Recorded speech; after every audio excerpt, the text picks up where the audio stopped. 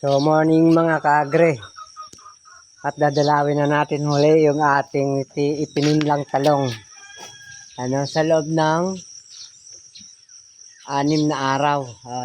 Tinanim ko to ng 10, 16, 17, 18, 19, 20, 21.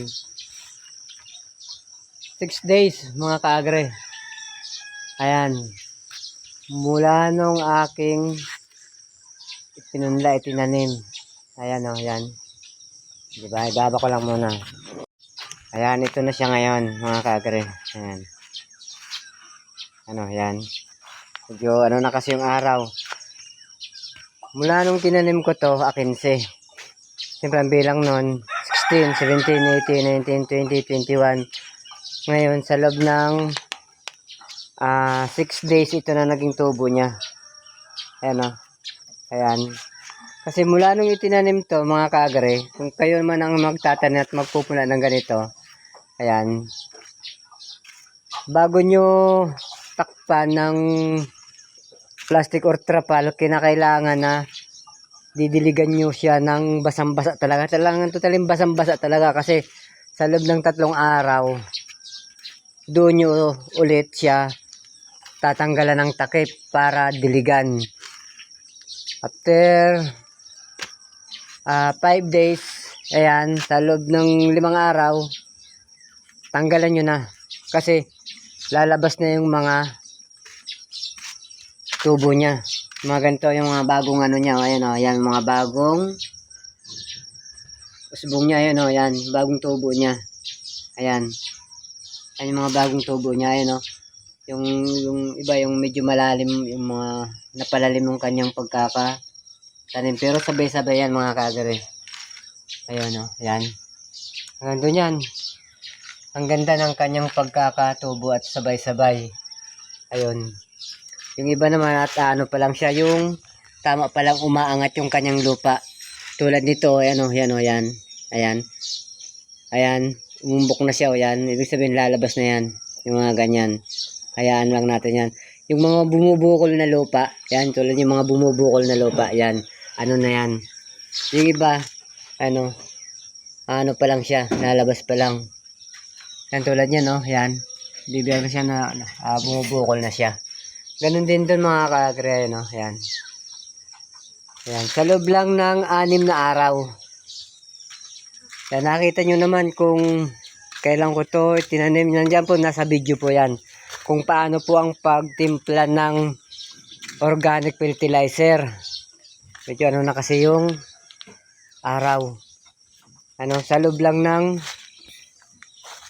6 na araw. Yan.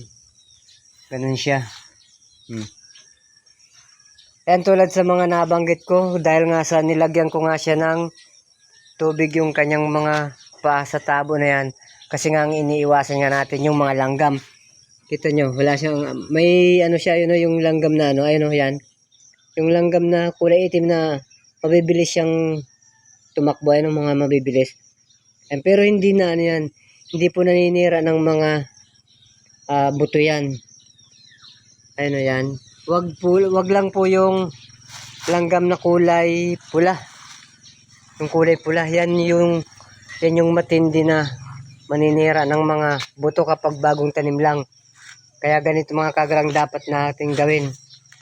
Ayan, pag kayo ay nagpupunla. Kasi nung mga nakaraang pagpupunla ko, bali 40% lang ang nabuhay.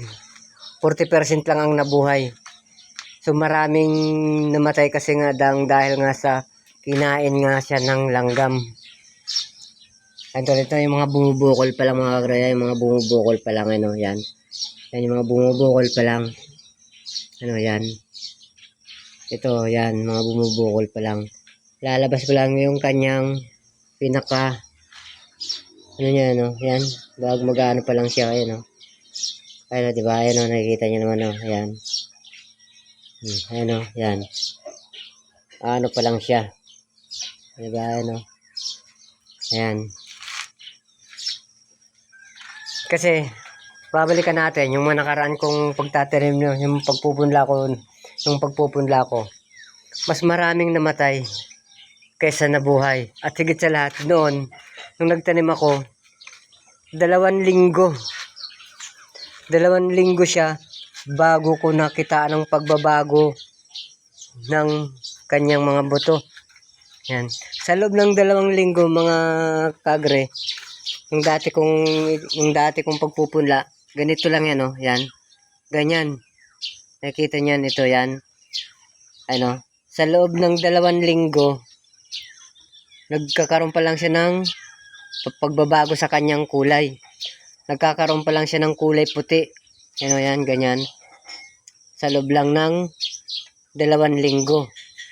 Hindi katulad ngayon sa aking pagpupunla. Sa loob lang ng 6 na araw. Wala pa 1 linggo. Ayun. Nandito na siya, oh. Ayan, oh. At doon din sa kabila, ganun din doon. Ayun. Ganun din doon. Sa loob lang ng 6 na araw, mga kaagre. Sa loob lang ng 6 na araw.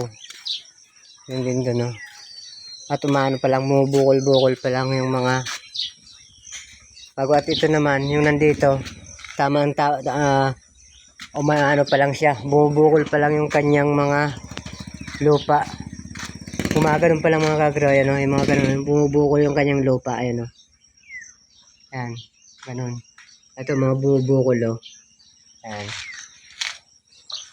Ayan yung mga ganun. Kasi naparami yung ito, medyo makapal yung kanyang pagkakaano. Makapal yung lupa. Ayan, o. Makapal kaya hindi siya nakalabas kagad. Pero ano naman yan, mga bumubukol na siya. Walang problema yan. Mga ganito, yan ang mga bumubukol sa kanya. Yan, o. Yan. Pag mga ganyang ano na yan, pag mga ganyang pag nagkaroon ng pagbubukol na yung mga lupa yan, mga may bitak-bitak na yan, hayaan lang yan. No? Wag nyong sagiin yan. Ayan. Hindi pwedeng masagi yan. Once na masagi mo yan, may posibilidad na maaring mabunot yan o mapuputol. Kaya hayaan na lang yan.